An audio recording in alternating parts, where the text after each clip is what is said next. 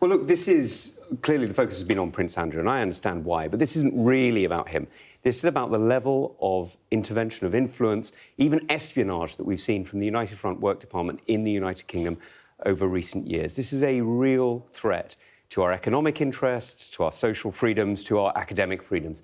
And that's why I think we need to take this much more seriously, and why, as Security Minister, I introduced the Foreign Influence Registration Scheme, and we need to see that brought into action right now. I left it ready to go, with China should have been on the enhanced tier by the end of the year, and I'm afraid the government has let it drift. So talk to me in more detail then. That's the headline. What are you most concerned about? So what I'm concerned about is what we're seeing a pattern, a very, very strong pattern of attempts to influence, to change British policy, to even to spy on us, to steal economic secrets, intellectual property and so on. It was over thus, though, no?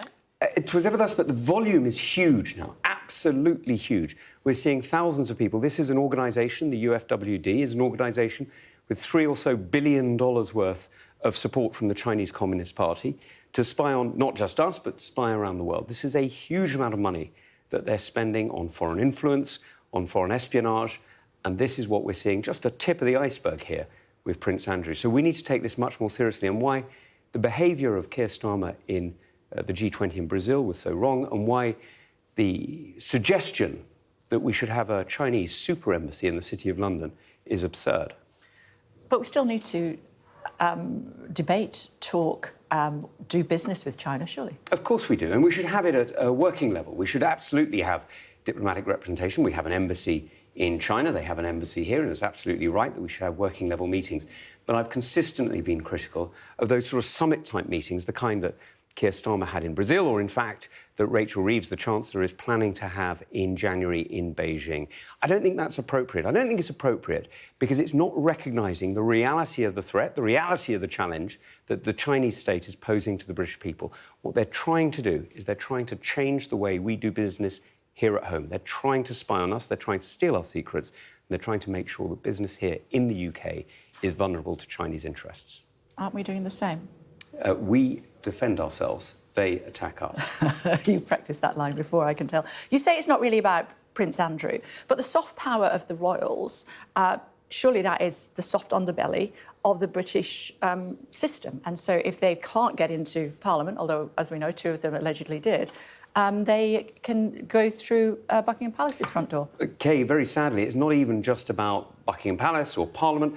It's about academics, I'm afraid. It's about journalists in some case. It's about many people from across British society, across every area of British life, who have been influenced and could be pressured. That's why the Foreign Influence Registration Scheme is so important. Because what it will do in a situation like this, it would have allowed us to understand where this individual was also acting. It would have allowed us to understand what other similar types of organisations were targeted so that we could build up an understanding of the pattern that was going on. As they say, if you're looking for a needle in a haystack, first you need a haystack, and the first scheme builds that haystack. OK. Chris Philp, who's the Shadow Home Secretary, what do you want him to do? He's referred to Chinese Communist Party influence in UK politics as organised and systemic. Well, he's absolutely right. And what Chris is doing, and a former Home Office colleague, what he's doing is he's quite rightly pointing the finger here and saying, why aren't we getting on with this? When I left as Security Minister in July, the election came a little bit earlier than I had expected. The first scheme was absolutely ready to go by the end of the year. I expected it to be introduced, in fact, before the election. I was expecting an election in November. I don't know about you, but that's what I was expecting. Yes, I was. So I expected to have the first scheme with China on the enhanced tier ready to go before the election. That came a bit early, but it was all ready to go. I don't know why the Labour Party is letting this drift. Frankly, I think that's reckless. I think what we need to do is to be absolutely determined that we will deal with the threat that China poses, not just to the royal family, but across the whole of UK society, and make sure that we are ready to defend ourselves. This is about protecting the British people and standing up against the threat. What kind of preparation and training is given to MPs to try to spot Chinese spies? Well, I've got to be honest, 10 years ago, absolutely nothing. Now, quite a lot. One of the things I introduced, and I worked very closely with the Speaker's office on this, was briefing sessions for parliamentarians so you could understand the kind of influence that was going on. And you'll remember that cooperation led to things, including, for example, the exposure of an individual who'd been attempting to influence Barry Gardiner MP. And, you know, so we've been much more front-footed about this, but that's exactly why MI5 have called for China to be on the enhanced tier, so that we can understand that pattern of life, so we can understand the kind of influence. And that's exactly why I think the government really has to get on with it now. Are they a greater threat, in your opinion, than Russia? They're a very different threat, very, very different threat. So with Russia, we see much more corruption, or rather attempts at corruption of British business and British individuals. We see, of course, the attempted assassinations of various individuals, some of which could have been extremely serious. The attempted murder of the Skripals that led to the death of a completely innocent British woman could actually have led to the deaths of many, many more in what was... Litvinenko was killed, of course. Litvinenko was killed with a nuclear chemical in the UK that poisoned an entire airplane that had to be taken out of service. The Novichok that was used against the Skripals, if it got into the water supply, could have killed thousands of people. These are perhaps not acts of war, but they're certainly warlike acts. That's what Russia's doing.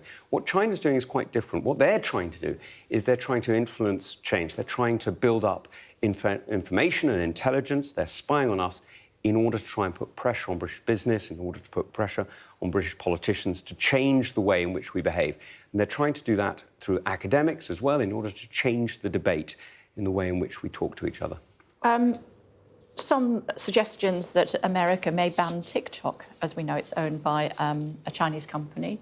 Should we ban it here? Well, look, I think ByteDance has demonstrated itself to be a very difficult partner. Look, if I have a problem with the way that you cover the news, Kay, I know exactly who you are, I know who your editors are, I know who owns the business, I can take up a complaint and all the rest of it.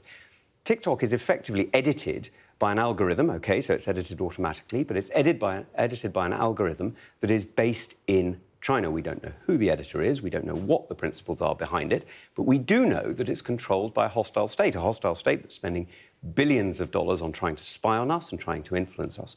And so I think TikTok is a genuine challenge for British democracy, and that is why I don't participate in it. I will not post to it, not because everything on there is fake or everything on there is an influence operation, but anything that's genuine gives cover for the things that aren't.